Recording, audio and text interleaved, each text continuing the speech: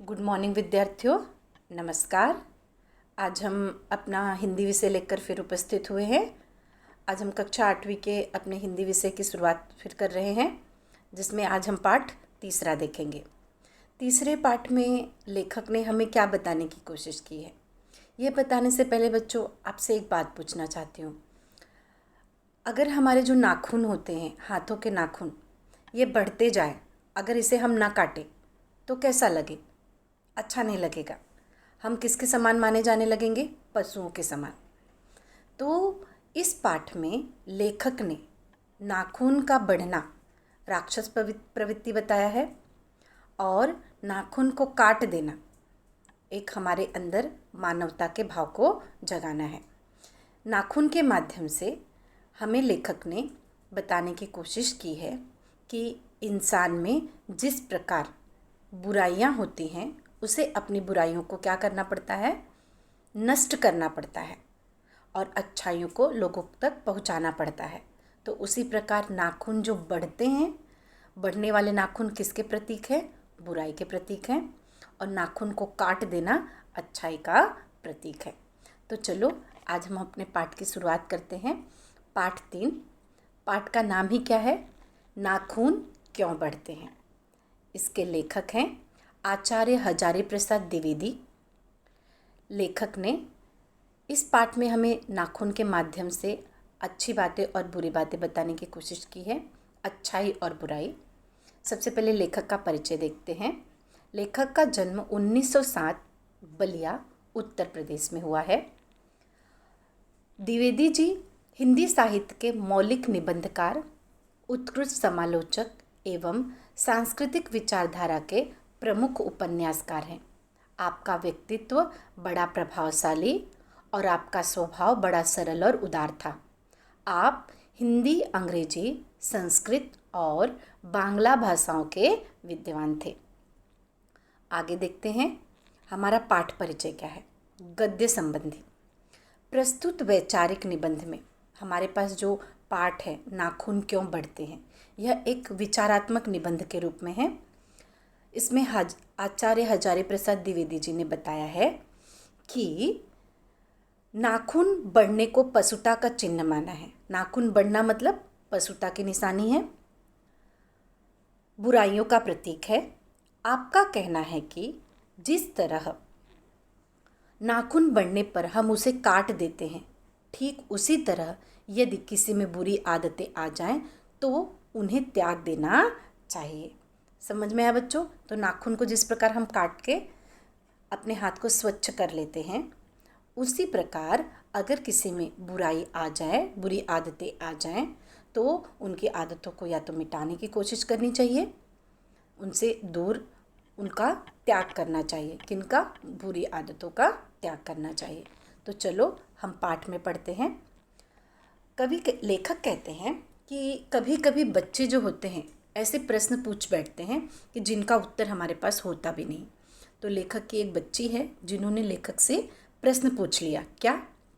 देखो, लेखक कहते हैं बच्चे कभी कभी चक्कर में डाल देने वाले प्रश्न कर बैठते हैं। अल्पज्ञ पिता बड़ा दयनीय जीव होता है। मेरी छोटी लड़की ने जब उस दिन पूछ लिया कि आदमी के नाखून क्यों बढ़ते हैं, तो मैं कुछ सोच ही नहीं सका। हर तीसरे दिन नाखून बढ़ जाते हैं। काट दीजिए, वे चुपचाप दंड स्वीकार कर लेंगे, पर निर्लज्ज अपराधी की भांति छूटते ही फिर जैसे के तैसे हो जाते हैं। आखिर ये इतने बेहया क्यों हैं? बेहया मतलब जिनको कोई शर्म नहीं। किसको कहा गया है? नाखून को कहा गया है। लेखक कहते हैं कि एक दिन उनकी बेटी ने उनसे पूछ लिया कि ये हमारे नाखून बढ़ते क्यों हैं। अब इसका आंसर क्या होगा लेखक के पास? तो वही लेखक कह रहे हैं कि सही बात है, नाखूनों को तो हम काट देते हैं, लेकिन हर दूसरे दिन तीसरे दिन में वह नाखून बढ़ जाते हैं। एक निर्लज्ज अपराधी की बात ही वह वापस आ जाते हैं। आखिर ये इतने बेशर्म क्यों हैं? कौन? नाखून। आगे लेखक कहते हैं कुछ लाख ही वर्षों की बात है, जब मनुष्य जंगली था, वन मानुष जैसा। उसे नाखून की जरूरत थी। सही बात है, जब हम वन मानुष थे, हमारे पूर्वज, तो हमें किसकी ज़रूरत रहती थी? नाखूनों की। क्यों रहती थी तब? उसकी जीवन रक्षा के लिए नाखून बहुत जरूरी थे। असल में वही उसके अस्त्र थे। दांत भी थे, पर नाखून के बाद ही उनका स्थान था। धीरे धीरे वह अपने अंग से बाहर की वस्तुओं का सहारा लेने लगा। वह हड्डियों के भी हथियार बनाने लगा। पहले जब मनुष्य क्या था, वनमानुष था, तो उसे नाखूनों की जरूरत पड़ती थी। किस चीज़ के लिए? उसकी जीवन रक्षा के लिए उसे नाखूनों की जरूरत पड़ती थी। लेकिन धीरे धीरे वह क्या हुआ, उसने प्रगति की और अन्य वस्तुओं का वह सहारा लेने लगा। उसने हड्डियों के भी हथियार बनाए। किससे हथियार बनाए उसने? हड्डियों के भी हथियार बनाए। मनुष्य धीरे धीरे और आगे बढ़ा। उसने धातु के भी हथियार बनाए। धातु मतलब मेटल से भी हथियार बनाए। इतिहास आगे बढ़ा। कभी कभी मैं हैरान होकर सोचता हूँ कि मनुष्य आज अपने बच्चों को नाखून न काटने पर डांटता है। वे रोज बढ़ते हैं। मुझे ऐसा लगता है कि मनुष्य अब नाखून को नहीं चाहता। ये उसकी भयंकर पाशवी वृत्ति के जीवित प्रतीक है। मनुष्य की पशुता को जितनी बार ही काट दो, वह मरना नहीं जानती। यहाँ पे लेखक हमें बता रहे हैं कि इंसान के अंदर पशु प्रवृत्ति होती है। पशु की जो वृत्ति होती है वो होती है, लेकिन इंसान क्या करता है, उसे अपने से दूर रखता है। जिस प्रकार नाखूनों को वह काट देता है, तो उसी प्रकार पाशवी वृत्ति के जीवित प्रतीक है। मनुष्य की पशुता को जितनी बार भी काट दो, वह मरना नहीं जानती। इंसान के अंदर, सबके अंदर पशुता की भावना होती है, लेकिन किसी में जागृत हो जाती है, कोई उस पशुता को दबा देता है, कोई उसे खत्म कर देता है। लेकिन कितना भी हम उसे कांटे मारें, लेकिन वह पूरी तरह नहीं जाती। इंसान को गुस्सा तो आ ही जाता है, और गुस्सा आना किसका प्रतीक है? पशुता का प्रतीक है। अगर आदमी अपने शरीर की, मन की और वाक की, वाक मतलब बोलना, वाक की अनायास घटने वाली वृत्तियों के विषय में विचार करे, तो उसे अपनी वास्तविक प्रवृत्ति पहचानने में बहुत सहायता मिलेगी। सही बात है। अगर इंसान अपने शरीर, मन और बात करने के तरीकों को, प्रवृत्तियों पर विचार करे, तो वह अपनी वास्तविकता को पहचानने में उसे बहुत सहायता मिलेगी।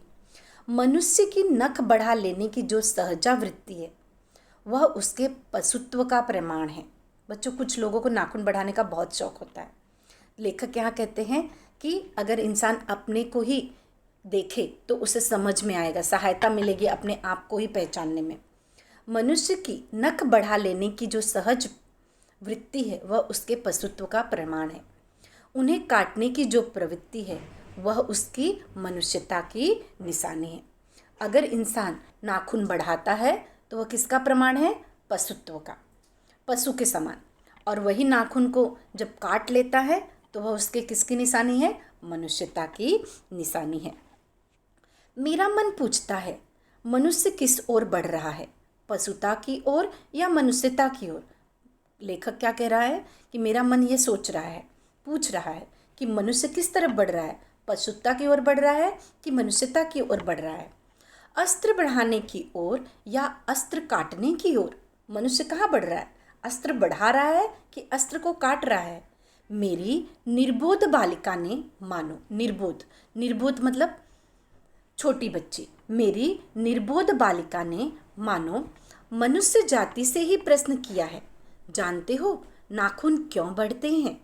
यह हमारी पशुता के अवशेष हैं।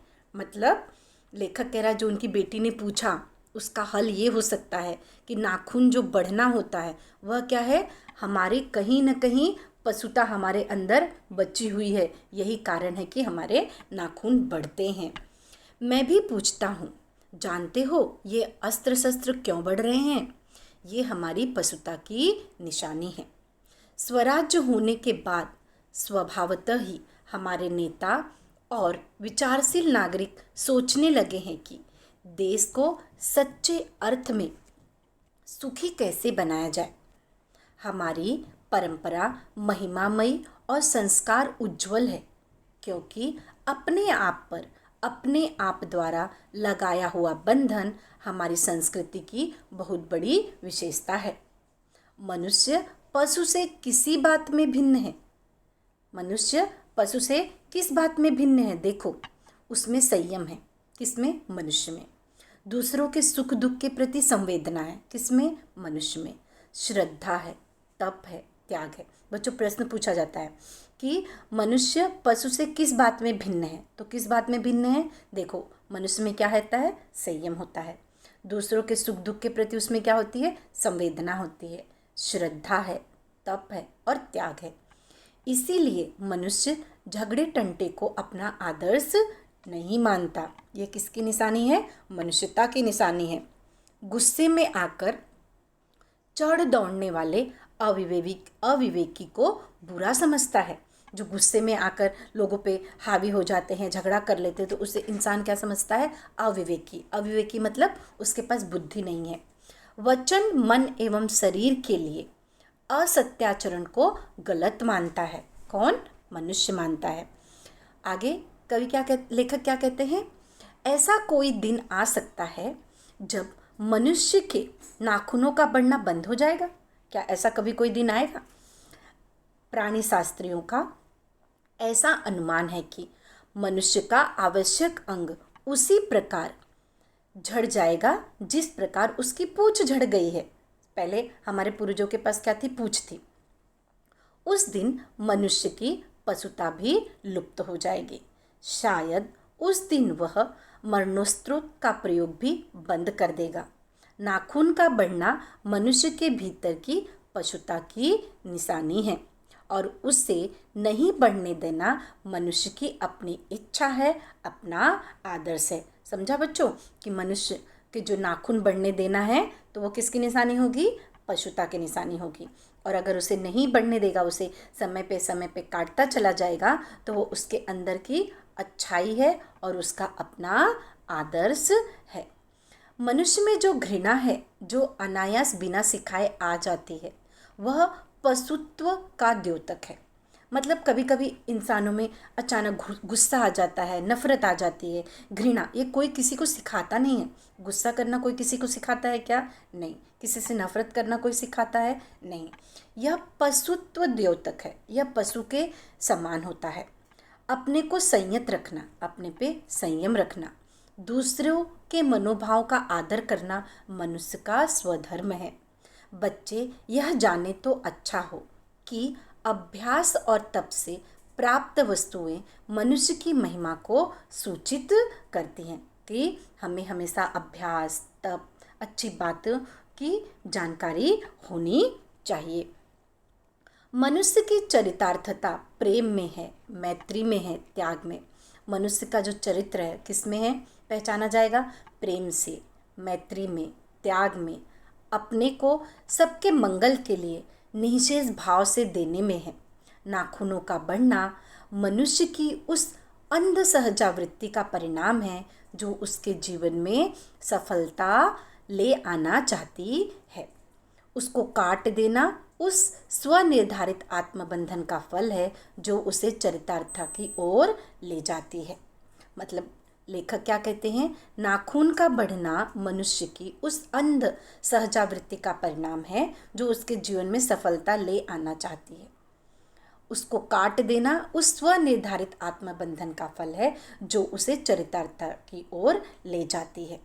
नाखून बढ़ते हैं तो बढ़ें, लेकिन मनुष्य उन्हें बढ़ने नहीं देगा। मनुष्य उन्हें अपने ऊपर हावी होने नहीं देगा, ऐसा लेखक यहाँ कहते हैं।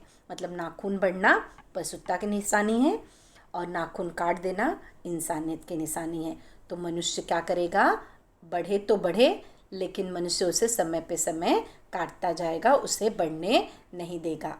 अपने अंदर मनुष्यता को पनपने देगा, पशुता को पनपने नहीं देगा। अपने अंदर वह अच्छाई लाएगा।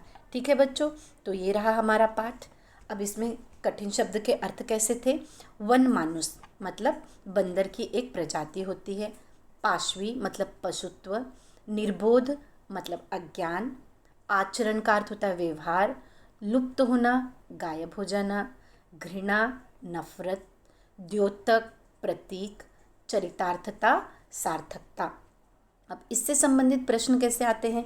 अब जैसे मनुष्य में पशुत्व से भिन्नता दर्शाने वाली बातें क्या रहती थी?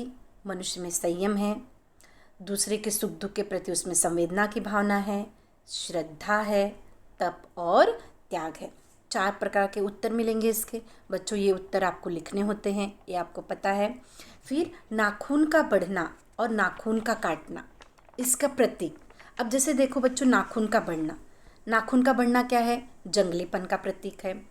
फिर पशुत्व का प्रतीक है, घृणा का प्रतीक है, और क्या? पशुता के अवशेष मिलते हैं। 4 पॉइंट हो गया। नाखून का काटना क्या होगा? मनुष्यता का प्रतीक, संयम का प्रतीक, त्याग का प्रतीक और तप का प्रतीक। ठीक है बच्चों, अब आगे के प्रश्न का उत्तर क्या है? मनुष्य की चरितार्थता इन 2 बातों में है। किन 2 बातों में है? मनुष्य की चरितार्थता इन 2 बातों में है। किन 2 बातों में? वह अपनी चरितार्थता को किन 2 बातों से साबित कर पाएगा? मनुष्य का स्वधर्म ये है। ये बच्चों आपको इसका उत्तर आपको खुद ढूंढ के लिखना रहेगा, क्योंकि बाकी के 2 उत्तर तो मैंने बताया। आप अगर लेसन में जाओगे तो आपको बहुत अच्छे तरीके से उसका उत्तर वहाँ पर दिया हुआ है। तो इस प्रकार बच्चों हमने हमारा आज नाखून क्यों बढ़ते हैं ये पाठ हमने देखा। तो इस पाठ के माध्यम से लेखक ने हमें क्या बताया है कि हमारे अंदर अगर जो बुराई पनपती है तो उस बुराइयों को हमें नाखून की तरह काट कर अलग कर देना चाहिए। हमारे अंदर अच्छाई की भावना होनी चाहिए। नाखून का बढ़ना पशुता की निशानी है और नाखून का काटना मनुष्यता की निशानी है। तो बच्चों आज हमने नाखून क्यों बढ़ते हैं ये पाठ देखा और इसके थोड़े से स्वाध्याय को भी हमने देखा। इसमें जो शब्दार्थ हैं वो आपको लिखने हैं। यहाँ पे जो आपको स्वाध्याय बताए गए हैं वो भी आपको लिखने हैं। ठीक है विद्यार्थियों, चलिए मिलते हैं अगले कालांश में। तब तक के लिए साई राम।